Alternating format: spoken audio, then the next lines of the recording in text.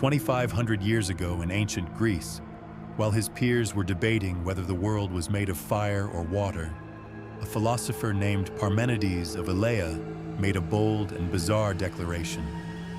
Change is an illusion. He argued that everything we perceive, motion, time, birth, and death, was a fiction created by our flawed senses. He drew a sharp line between the way of truth, a single, eternal, and unchanging reality, and the way of opinion, the messy, chaotic world we think we live in.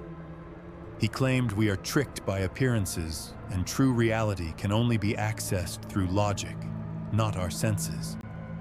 This radical idea sent shockwaves through ancient philosophy and directly influenced one of history's most famous thinkers, Plato. Plato took Parmenides' suspicion of the senses and immortalized it in one of the most powerful thought experiments ever conceived: the allegory of the cave. Imagine, Plato said, a group of people who have spent their entire lives chained inside a dark cave, staring at a blank wall.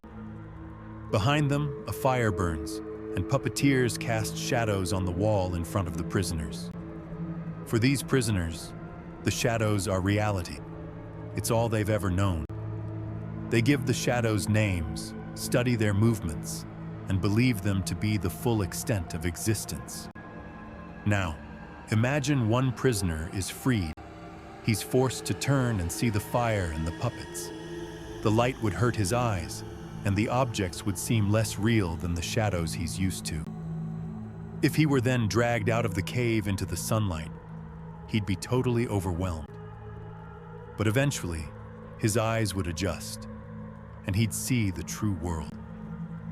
He would finally understand that his entire life had been spent watching a lie. The shadows were just faint, distorted copies of a higher, truer reality.